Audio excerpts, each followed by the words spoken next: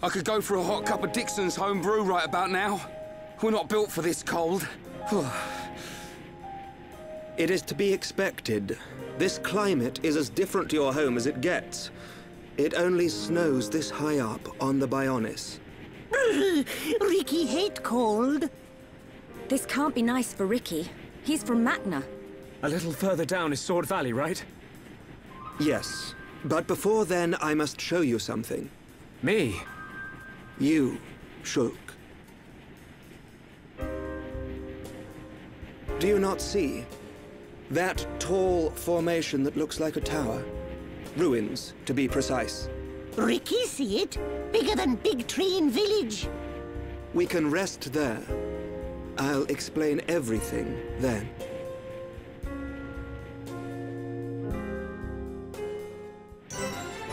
Hello everyone and welcome back to Xenoblade Chronicles. In the last episode we made our way to Matna and through to Valak Pass. This episode we are in Valak Mountain itself.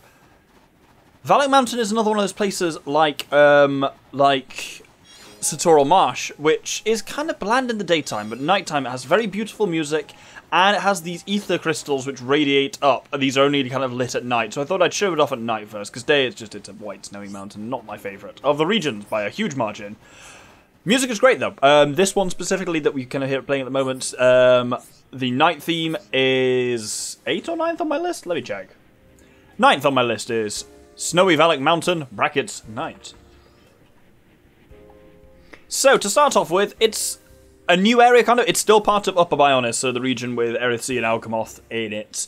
As such, it doesn't have its own. It doesn't have a huge amount of its own generic quests. It has this guy who gives you 4 monster quests. Firstly, he says defeat a couple of Montamoras. Then he wants to get rid of some Sparras Paguls. We know what Paguls are, at least they're like Crabble-style things. Third, Bow Chilkins, like a Turkin, but found on Valak Mountain. And finally, Cessna Lexos. We've seen Racti Lexos before, but Cessna is just a different type of Lexos. They're kind of flying, dragony things. Cool. Up next, we have the Merchant. And he's probably got a lot of quite useful equipment. Is any of his weapons better than anything we already have? Probably not. Oh, that Striker actually is for Dunban. Oh, but it's not got slots. Yes, no, I don't know. I think I'll hang on to the slot. Yeah, I'll hang on to the 2 slots, especially because I'm going to change them up for better double attack ones. As for equipment, this will take me a while, because I think most of them are going to need some equipment updating. Right, with some stuff bought, let's shovel it all around and then sell the excess. Oh, we got some new visual types as well. Oh, Titan Type 2 we got now on the head now. Weird demon horns for Dunban. Oh, it's this type again. Spiky head for Ricky. That's bluish. Head crab, apparently. And how's that any different? Oh, the one has a red on it. This one's yellow, of course, isn't it, familiar? Oh, and League R3. What does this look like? Alright. Yeah, kind of weird. Yeah. Won't be writing home about it anytime soon. Cool, let's equip everyone. Oh, I don't think I mentioned as well, now that Shulk has the Monado 2, it has 3 slots on it as well, which is real nice. So, I'll go over how everyone's kind of outfitted now. Dunban is in full light armor, some stuff focusing on agility, strength, and being healed, and he's got double attack 40%, which is really nice, which will just help keep, like, when he's got his high critical rate, and when he's got, when he can charge Blossom Dance really nice and easily. Ricky is all in medium armor. He has almost no options for slots, but he's got a nice amount of HP and a good amount of defense. Actually, more than I think basically anyone other than Ryan, yeah. So he's nice and just durable. His point is to deal damage over time and not die. Provides some low-level healing as well. Sharla is all in light gear with a real focus on ether. Gust Shot is kind of her main one. Which, with the Electric Plus for Thunderbullet, which, yeah, I'll use somewhat now. Aggro down, always nice. Ryan, I have no choice for gems for, really, as well, because he's all in heavier stuff, which tends to come with nothing or with gems attached. As I get his... He'll get into more heavy armor as we get more heavy armor, but we haven't got good heavy armor for, like, the hands, the legs, and the feet yet. A lot of aggro up on his weapon. His point is to draw aggro and tank. Shulk is very much set up as a glass cannon. As such, the Monado is now designed to have auto attack and art stealth, so it generates less aggro. Pros from attacking from the back, because backslash is what he does. A bit of a weird mix of gems. Initial tension, quick step, which lets him move faster to mean he can kind of actually move around in position and battle a bit easier. And then just some strength and agility buffs. And then finally, Melia is in medium armor, because I want her to be a bit more durable, because she can potentially draw a hell of a lot of the aggro. She's got nowhere near the ether up she used to have, but as we get slotted versions of the medium armor, I will replace it with that. And there we are. I'm going to now sell a load of my old equipment. And with that, we are ready to do what we need to. So what we need to do is basically make our way down to the bottom of the mountain. That blue thing in the distance is where we are headed, but we're going to do those monster quests and various other things on the way down, and I'm going to make it daytime, because that's what we need for some monsters we're going to kill.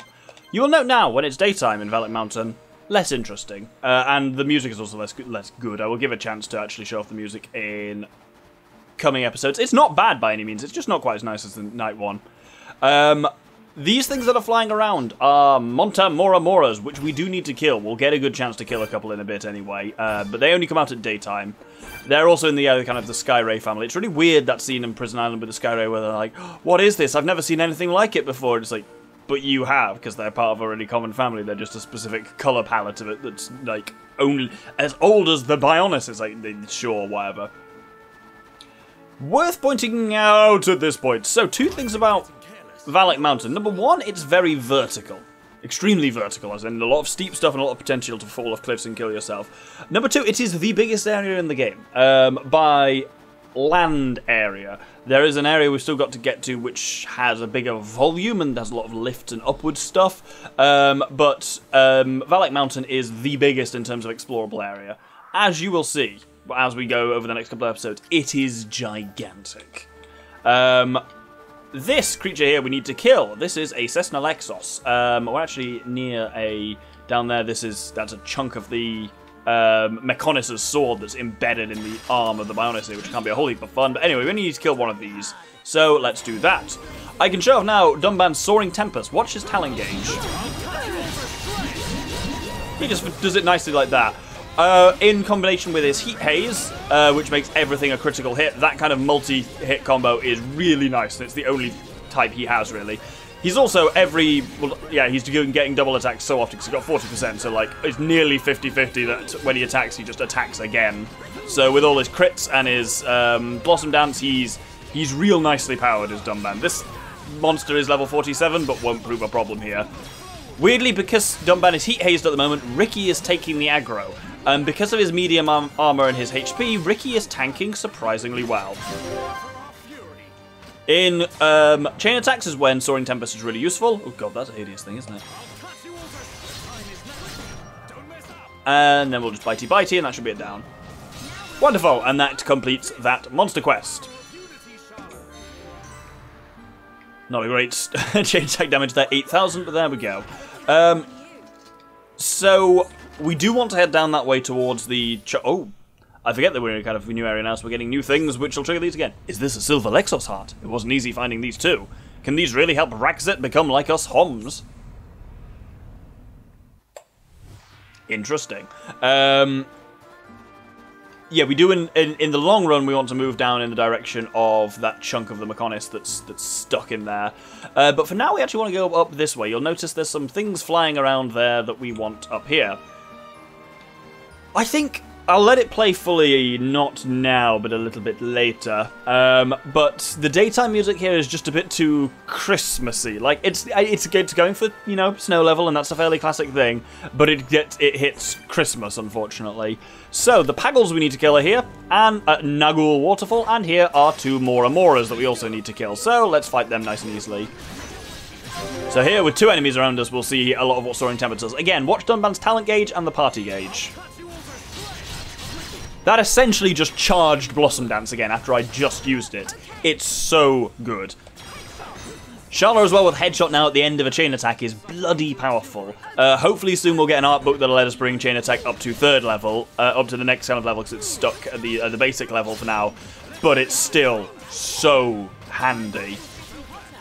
Anyway, I'll finish up these guys and then we'll go fight some Paggles. So that, with that, we kill the Moras. I probably should have started talking a bit earlier there, but I was thinking about Dunban's setup at the moment. Mora meat pie. I don't want to know. So let's. Oh, by the way, when you're on ice, you have ice physics because that's the kind of game this is. But yes, let's observe some stuff. First off, when I do heat haze, watch the party gauge. We'll basically fill up to full immediately from all these crits that Dunban is landing. Then we will... Oh, we've killed one of them already. But yes, now with us still in heat haze mode, again, observe the party gauge and observe the talent gauge. Okay, I only hit one of them. That could have been a lot more effective than it actually was. But hey, let's just kill this man with Charlotte. God, her headshot is powerful. We've become really good. I'm very pleased with how good we have become. Which is going to matter. Oh, a gold chest. Because we actually got some pretty hard fights coming up. Rock Winder, you say? Heat Sink is an interesting one. It's an effect that is Charla specific. That basically means that the weapon generates less heat, which is cool. Is it actually any good, though? Unfortunately, no. And yeah, making our own heat sink gems is... I don't think we have the ability to do that for quite some time in terms of what you need to craft them. So I am just going to kill a few more of these Paggles. Again, it's so nice to just open a fight with Heat Haze, Soaring Tempest, and you basically will do a shit ton of party gauge and also charge up Blossom Dance almost to full. Then fire up Blossom Dance again, well, you've still got Heat Haze active, and you just, like, it means basically Dunban opens a fight by landing, like, 10 crits. The issue is with Heat Haze up, he can't really, it zeroes his aggro out. But Soaring Tempest is also brilliant in chain attacks, because it's red, and because it hits everyone around, and because it's always charged in a chain attack, so basically you should fire it off whenever you've bloody got it. With that done, one more Paggle to kill up here, I think. Paggle Cold Pie. What's their position with pies up here? What am I in, Wigan? That's not a reference many people are going to get.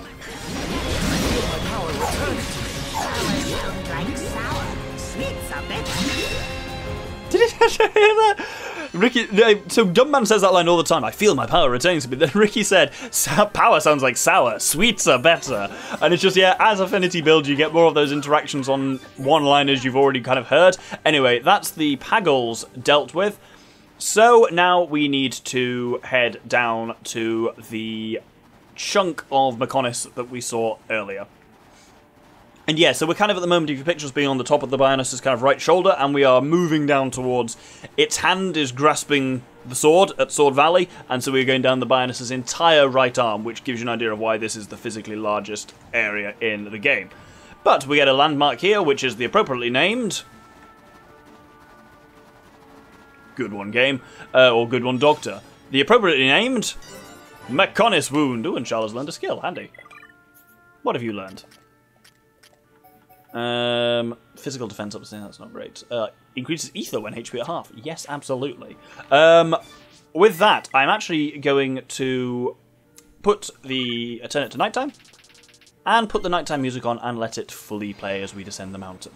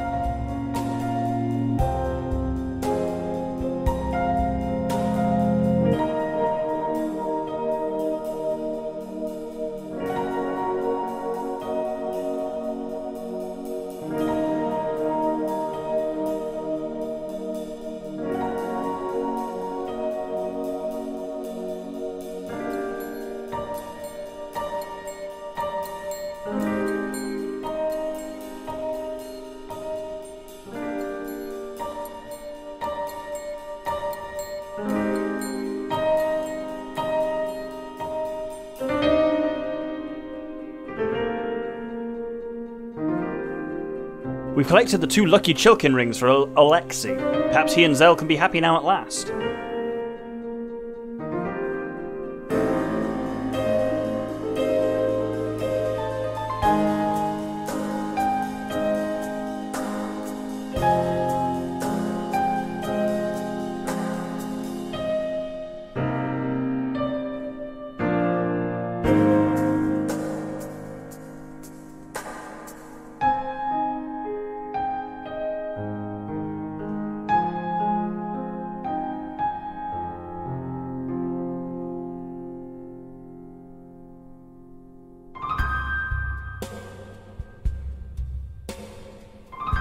And with that, we completed the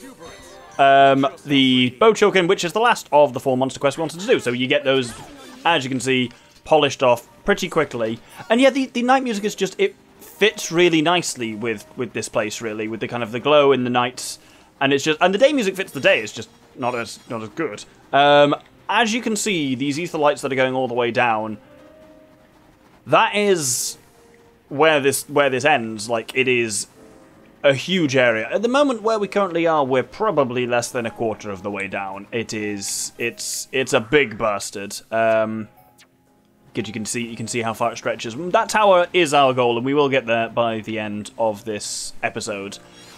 But we are at a landmark here that I will be coming back to most of the time we're at Valak Mountain. It's kind of the center of Valak Mountain in a navigational way. This is... It's an interesting looking structure. This is the Hollow Bone. And this is where... Okay, there's no easy way to say it. This is when Valak Mountain gets a bit silly. And you'll see this especially over the coming episodes. Is the Hollow Bone is hollow. Which means, of course, if we go into it... You have these sections where, frankly, it feels like the Mario 64 slider theme should be playing. In fact, Doctor, put that on.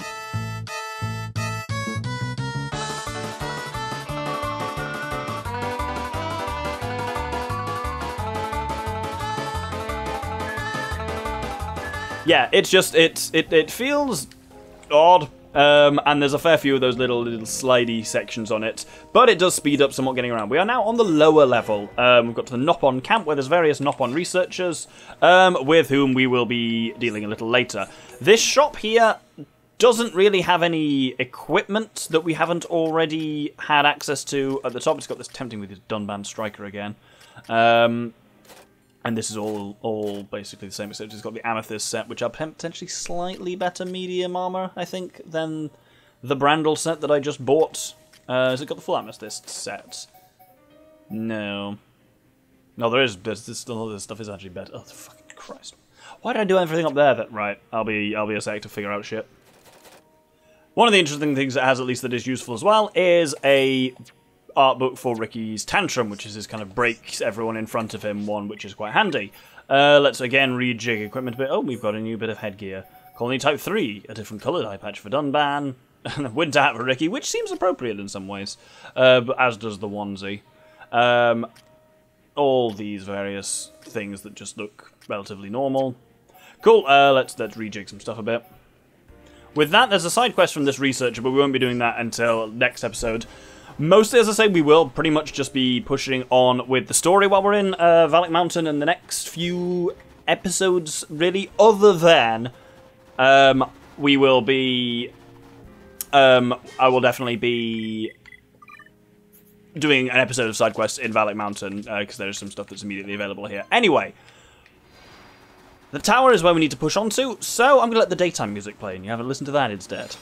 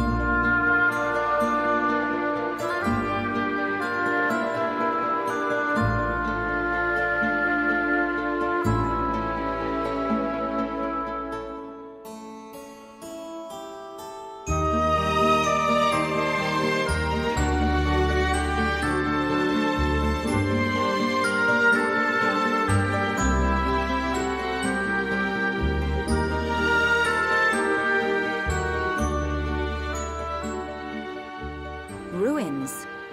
I wonder who built them. Elvis? This the place you meant? It appears to have frozen over while I have been away. Been away? Pay me no mind. We will need to do something about the ice before we can enter. Throw hot water on ice. Yeah, nice one, genius. Precisely. There should be a geyser nearby. In the cave next to it, we will find a stone called magma rock. And we can use this rock to melt the ice. I believe so. So, shall we head to the cave? Sounds good. Start looking for a geyser, everyone.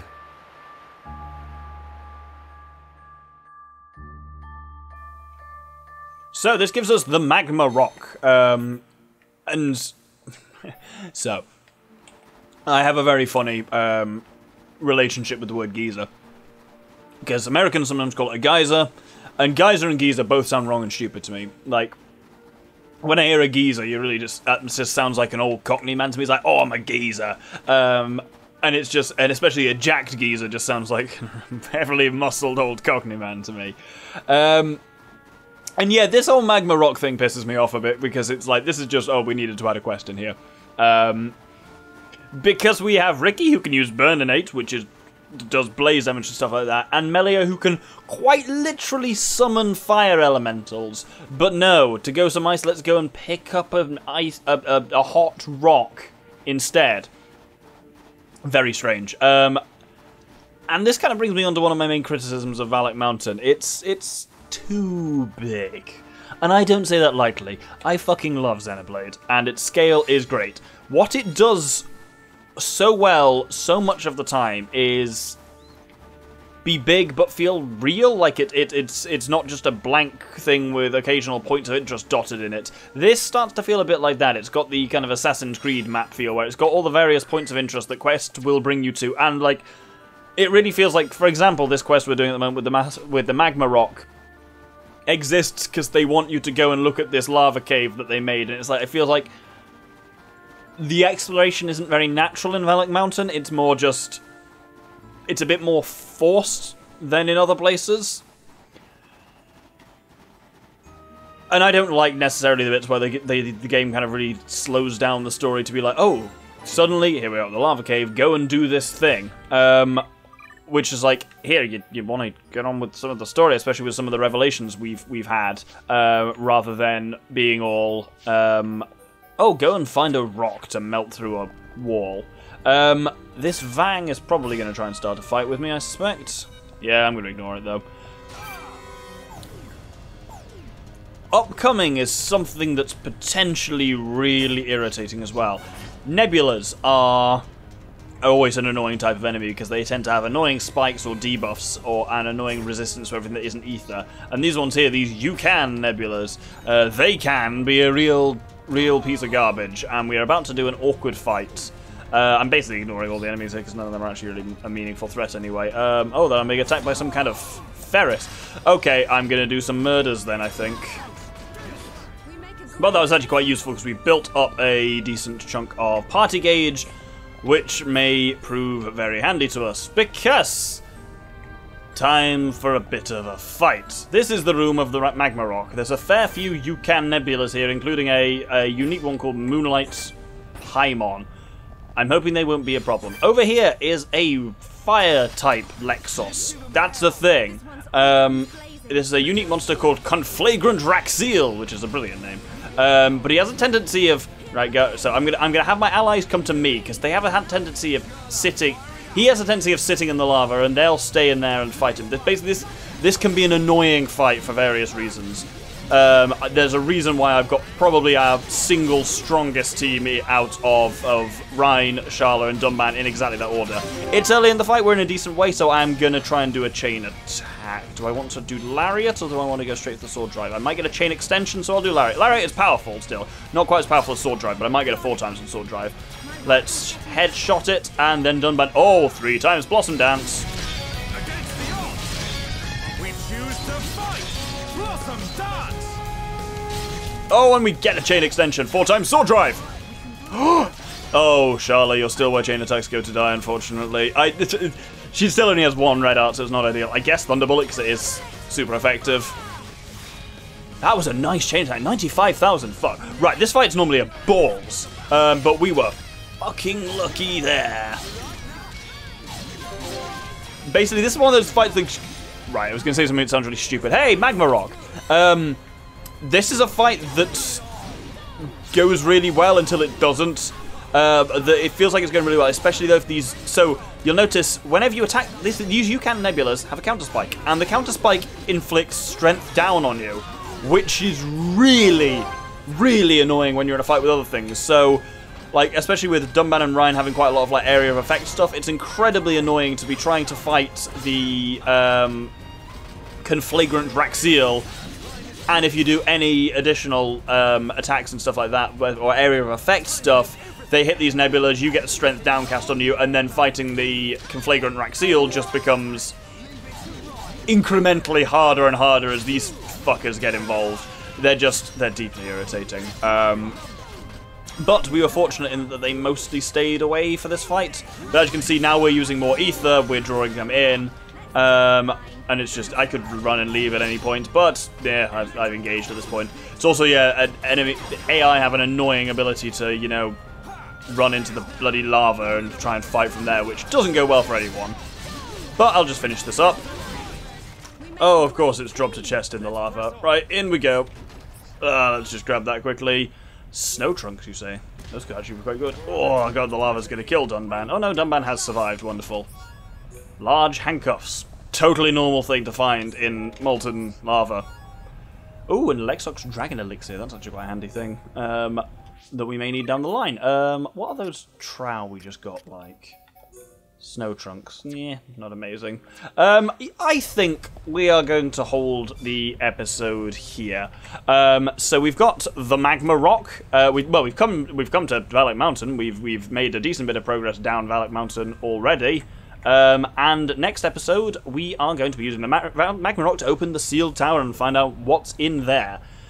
That's a very interesting scene. Yeah, I don't want to miss it. Hope you'll join me then. Thank you very much, and good day.